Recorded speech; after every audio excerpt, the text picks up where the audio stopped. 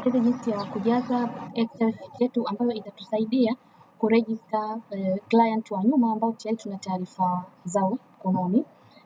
Utakachofanya, hii sheet ina sehemu kubwa tatu. Ina sehemu ya client information, ina sehemu ya pet details ambapo tutajaza za mnyama wake, alafu pia ina sehemu ya chanjo. Kwa hapa kuna chanjo DTLPP ambayo itakuwa hii ni sehemu maalum kwa ajili ya mbwa peke yake, alafu kuna chanjo ya rabies ambayo ni kwa wote, mbwa na paka, alafu kuna sehemu ya TRICAT ambayo ni kwa ajili ya paka peke yake.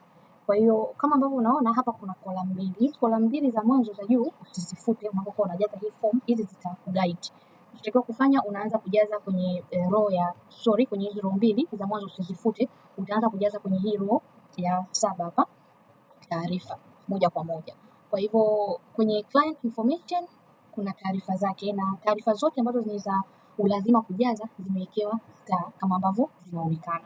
Kwa hiyo utaanza na jina la kwanza la client, alafu utaanza na first name, alafu utakuja last name, alafu utakuja na sex.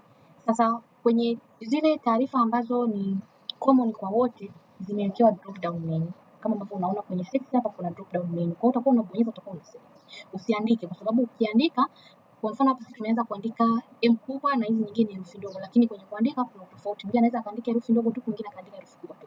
Kwa hiyo ukizigeuza tu kwa namna hiyo italeta shida kuziupload kwenye mfumo na mfumo itakataa.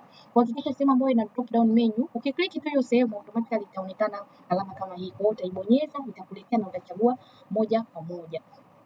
Sawa. Then utaenda kwenye email address. Sasa email address hakikisha unaingiza kwa usahihi wake, lakini sio kitu cha lazima, ndio maana haina star. Lakini itakuwa ni lazima kama huyu client wako yeye anapendelea zaidi kutumiwa hizo jumbe kwa njia ya email. Kama sio preferred channel kwake, basi itakuwa sio ya lazima. Alafu utaweka namba ya simu. Sasa kwenye namba ya simu format ni hii. Utaanza na 255, lakini make sure hauweki plus na hamna ile sifuri ya mwanzo. Kwa hiyo utaanza na 255 alafu utakuja kwenye namba moja kwa moja kwa kuskip ile sifuri ya mwanzo ambayo huwa inakuja kwenye namba za simu. Namba ya kwanza hii itakuwa ni ya lazima, lakini namba ya pili ni just in case kama hii, kama ipo available. Kitu kingine pia, kama client wako anapendelea kutumia WhatsApp, ina maana hakikisha hii namba ambayo unaiweka hapa kama namba ya kwanza itakuwa ni ile namba ambayo iko available kwenye WhatsApp. Utaweka physical address ambayo pia ni lazima kama ambavyo inasomeka, utaiandika, haina shida.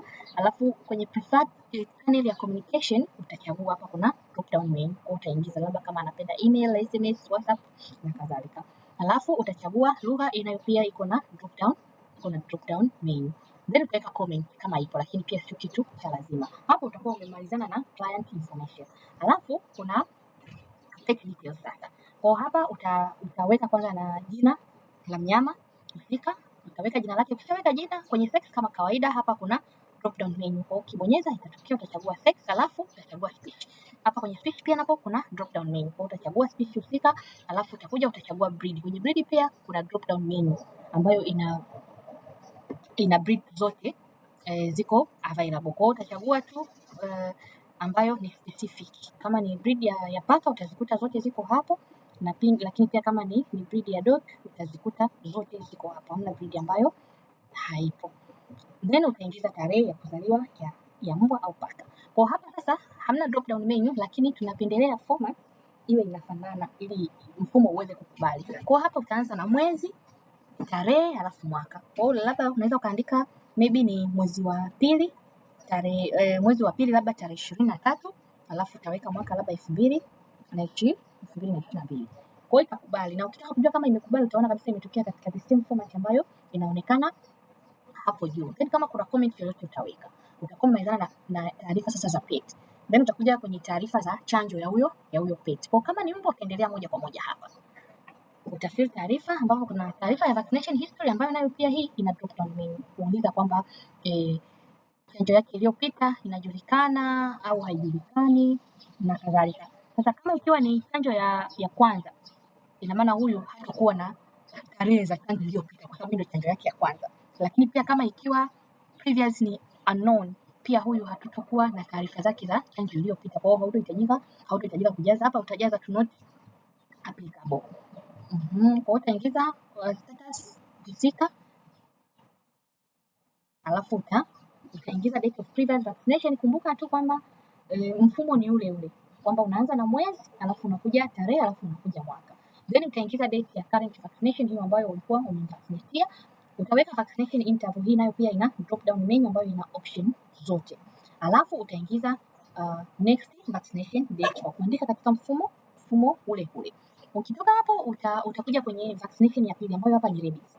Kwa hiyo kwenye rabies utaanza pia kama kawaida na vaccination history, utachagua kwenye drop down menu ambayo ipo, utaandika date of previous vaccination katika format ile ile, utaandika current vaccination, utaweka vaccination interval kuchagua kwenye drop down menu, alafu pia utaweka next vaccination date kwa mfumo ule ule. Utakuwa umemalizana na chanjo ya rabies, then kama ni paka ambayo utakuwa automatically haujamjazia date ya PP, utakuja kujaza kwenye chanjo tracker ambayo utaweka taarifa kwa mtindo huo. Utaanza na taarifa iliyopita, tutachagua kwenye drop down menu, alafu utakuja kwenye utajaza tarehe ya previous vaccination, utakuja current, utachagua vaccination interval kwenye drop down menu, alafu utaweka kama umemschedule aje lini kwenye next vaccination visit. Kwa hivyo ndio vitu vya muhimu kufanya.